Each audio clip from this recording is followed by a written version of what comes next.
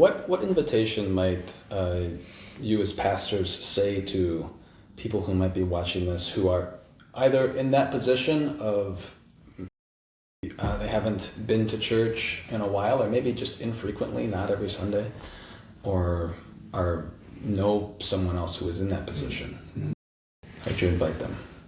Yeah, it's a little bit tough. There's probably a few different situations we can imagine, right? Like there's somebody who's just kind of on the street, where we just have brief moments, right, to make an invitation, right, which is less ideal than a relationship, right? When perhaps we know somebody in our family or immediate family, extended family, or just a good friend or a coworker, right? Those are different situations. So, when it comes to the person on the street, this happened to me all the time, especially in a collar, right?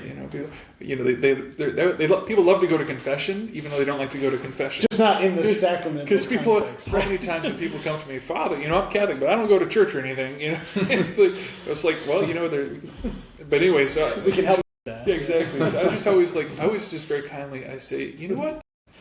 We want you back. It's time for you to be back. We would love to have you back.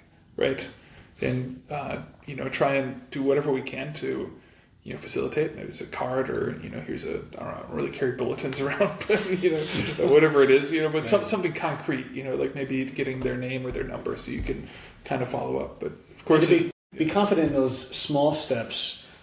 So often it's not just like one big thing that I or you or anybody else says that changes a person's mind or heart, and then gets them to kind of turn the ship around. It's the accumulation of a lot of different things. We're chipping away at the stony heart, right. Little by little. So, and of course, the situation is a lot different then, right? If it's somebody who we know well and can continue to have that relationship, and so they know that we're truly asking out of love, that we love them so much that we want this good thing in their lives. It's a big part of it. And maybe just to throw in one other very simple thing.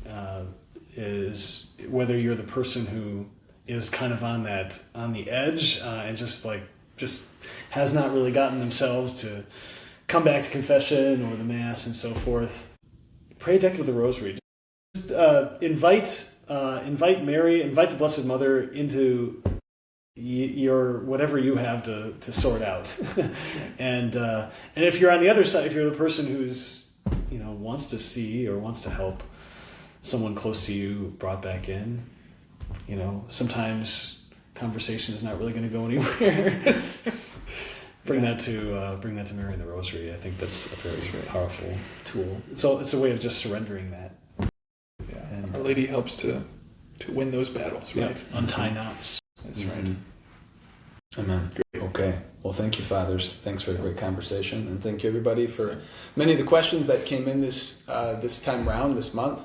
If you look in the description below, there's a nice little link that you can click on to submit questions for an upcoming podcast. And feel free to hit the like button, hit that bell button, and really subscribe. Absolutely.